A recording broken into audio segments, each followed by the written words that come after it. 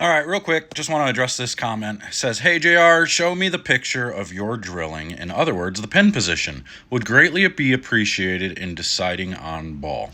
Now, there's a problem with this, and there's a reason why I have a hard time showing what my layout looks like, because what it looks like does not matter. And I've said this before, and I just want to make sure I re-clarify this for everybody. Just because the pin is, say, above my middle finger and the CG's kicked out 45 degrees, that doesn't mean if you put your pin in that same spot with the CG in the same direction that the ball is going to roll the same for you. And the reason for that is because my positive axis and the way I throw the ball is completely different than your positive axis and the way you throw the ball. So let's say, I'm 4 3/4 over and 1 1/8 up.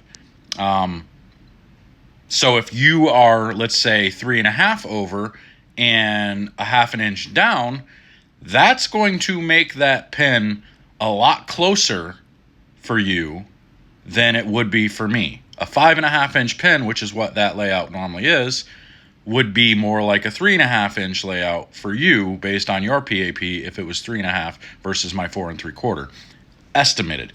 So it makes a big difference on what and how you throw the ball, how your hand fits in the ball, the rotation you create, are you higher tilt, lower tilt, all these things. So how you lay out a ball needs to be based on how you throw the ball, not on how I throw the ball.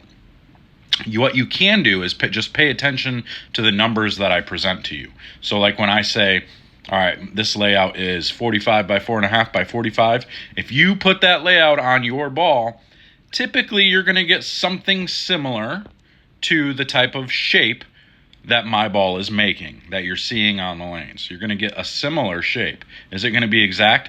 No, because you may be a little bit higher tilt, you may be a little bit lower rotation or higher rotation or whatever it may be. You just may rotate the ball different than me, which will make the ball react and respond a little bit different. But as far as how the ball is going to migrate, how the core is going to transition through the lane, it's going to be similar because you put the same type of layout on the ball as to what I had. So don't go thinking you can look at somebody's ball and be like, ooh, I like that pin above the ring. I'm going to try that for me. Now you can, and then you can go and throw it and try it, but that doesn't mean you have the same layout as that person. So just keep this in mind. Kind of try to retrain your brain to not look at pin positions and stuff for other people's bowling balls. Retrain your mind to only think about like pin numbers, like the actual angle numbers that somebody is using to create the layout that they're trying to create. Just think about the numbers. Don't think about what you actually see on the ball, and your success rate for creating the reactions and stuff that you want will go way up. I highly recommend just making sure you head to a pro shop that actually finds your positive axis point, because I know 95% of pro shops actually do not do this. They just throw 3 holes in a ball, and they think just putting the ring, because they're like, oh, you're just a league bowler anyway. You only bowl in this league. So we're just going to put the pin above your ring and we'll call it good. And a lot of the times that it works out just fine. But if you want to actually narrow down the details and you really want to create specific types of ball motions, you need to know your positive axis point.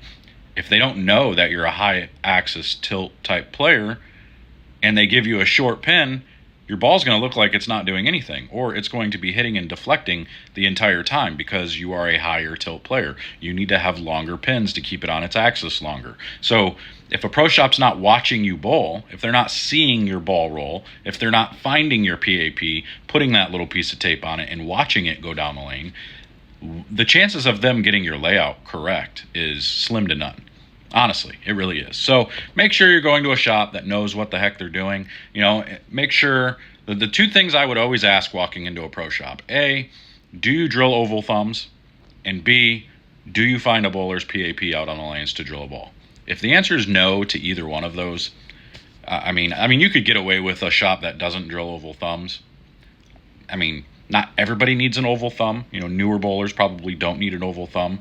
But if you're trying to get better at bowling, shaping the thumb according to the shape of your thumb is really important for A, making sure you release it the same way every time, and B, being able to release it, in whatever way that you want to release it. So you're not determined, your release isn't determined on,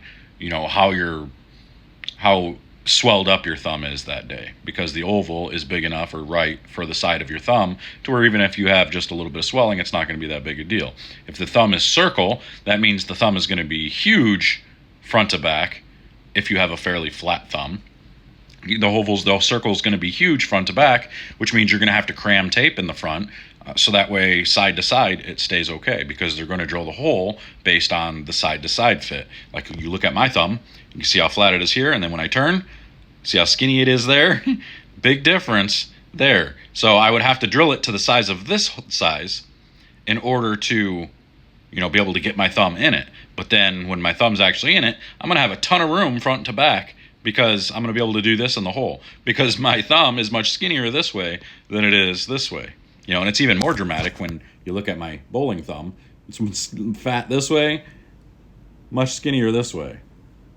See that? Big difference in there. So I have a pretty big oval in my thumb. If you're not using ovals, you're losing out on a lot of feel.